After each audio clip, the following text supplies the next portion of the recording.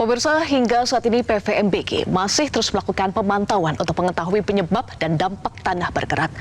Namun bagaimana seharusnya masyarakat melakukan antisipasi terhadap ancaman tanah bergerak? Kita telah terhubung dengan Sumaryono, Kepala Subkoordinator Gerakan Tanah Wilayah Barat PVMBG, Badan Geologi ESDM, melalui sambungan telepon. Selamat siang, Pak Sumaryono. Ya, selamat siang. Maaf, sinyalnya kurang bagus. Baik, terima kasih sudah bergabung dengan Eva di studio, Pak Sumaryono. Ya. Terkait dengan bencana tanah bergerak di sejumlah wilayah, apa saja faktor pemicu tanah bergerak dari analisa PVMBG? Ya, kalau pemicunya sih sebenarnya kan saat ini kan curah hujan tinggi ya, Pak ya. Kalau pemicunya pertama faktor curah hujan. Kalau dari yang mengontrol di dalamnya sih memang ada beberapa memang yang karakteristik kondisi geologis tempat.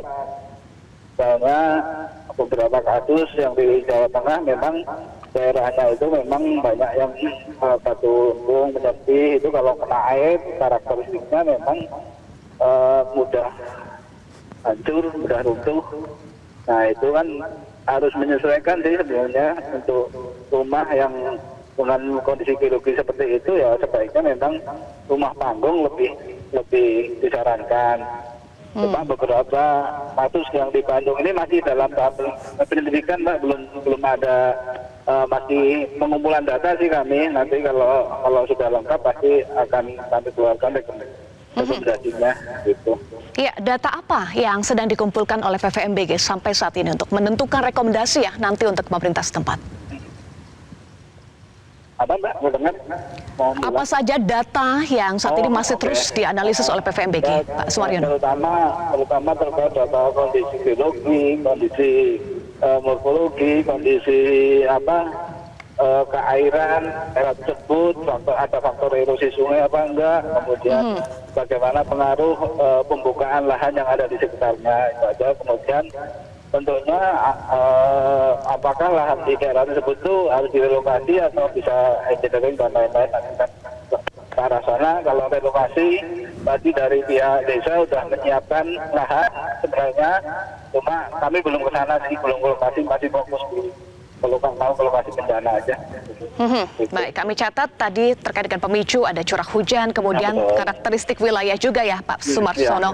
Melihat dengan potensi musim hujan yang terus terjadi ya hingga saat ini, seberapa besar potensi tanah bergerak di sejumlah wilayah ya? Kami catat ada di Bandung Barat dan juga di Brebes, Jawa Tengah. Ya, sebenarnya daerah-daerah tersebut sudah dipetakan ya, Mbak. Jadi ada petanya, peta rawan gerakan tanah, peta zona perencanaan gerakan tanah. Artinya ketika sudah dipetakan harus diwaspadai untuk daerah-daerah yang rentan rawan tinggi dan rawan tengah gerakan tanah, karena kan untuk longsor atau gerakan tanah itu tidak hanya faktor alam, juga ada kontribusi manusia juga kadang berpengaruh untuk mempercepat terjadinya gerakan tanah. Misalnya daerah lereng kemudian dipotong secara sembarangan, kemudian dibangun oleh rumah dan macam-macam, itu kan ada faktor antropogenik juga yang berperan di situ gitu. Yeah. Kemudian daerah lembah sungai misalnya itu dijadikan hunian, nah itu atau perumahan, itu kan secara alamiah memang daerah itu memang tempat erosi sedimentasi sungai, jadi kan beresiko juga ke depannya. Ya, Pak Sumarsono, selain wilayah Brebes, Jawa Tengah, dan juga Bandung Barat, wilayah mana saja yang sudah dipetakan oleh PVMBG yang masuk kategori rawan tanah bergerak? Sebenarnya kalau untuk di Kabupaten Bandung Barat kan selain Rongga, Cililin, Gunung Halu kan memang daerah rawan gerakan tanah di Kabupaten Barat. Kemudian beberapa tempat di Cianjur Selatan juga banyak yang memang rawan tinggi. Cianjur Selatan itu Cianjur Puncak, juga kawasan Puncak dan macam-macam itu kan memang rawan longsor ya ketika curah hujan tinggi, apalagi sering terjadi gempa, jadi lerengnya juga ikut banyak memperlemah lereng yang ada. Sudah sering terjadi gempa, kemudian curah hujan tinggi juga, itu yang tadinya nggak rawan bisa menjadi rawan kan. Jadi banyak di Sukabumi juga banyak lokasi bagian Teluk Kembar dan lain-lain, itu kan yang rawan-rawan daerah yang memang banyak rawan longsor. Sebenarnya bisa dibuka aja di portal mitigasi bencananya PVMBG Mbak. Ada program mitigasi bencana itu ada daerah-daerah rawan longsor, ada daerah gerakan tanah. Kemudian kalau ada juga berita potensi gerakan tanah ketika per bulan itu updating dengan curah hujan. Itu bisa dilihat di situ. Termasuk ada klasifikasinya ya Pak untuk wilayah dengan medium sampai tinggi itu ada ya. Baik, terakhir rekomendasi singkat dari PVMBG. Ya artinya saat ini musim hujan ya terutama daerah-daerah yang berlereng atau berkontur atau daerah yang intinya sering terjadi longsor ya potensi longsornya sangat tinggi ya harus waspada.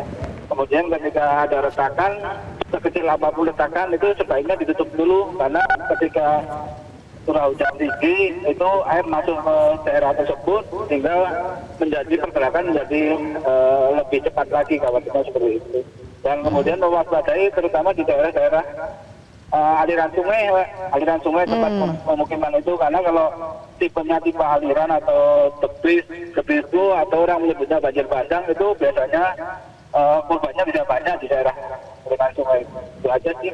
Karena kadang-kadang longsornya terjadi di bagian hulu kan, kita nggak tahu ada sumbatan-sumbatan bagian hulu itu mengancam bagian hilirnya. Itu aja sih. Baik.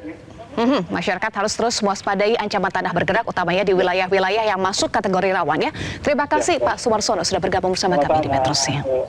Jelajahi cara baru mendapatkan informasi. Download Metro TV Extend sekarang.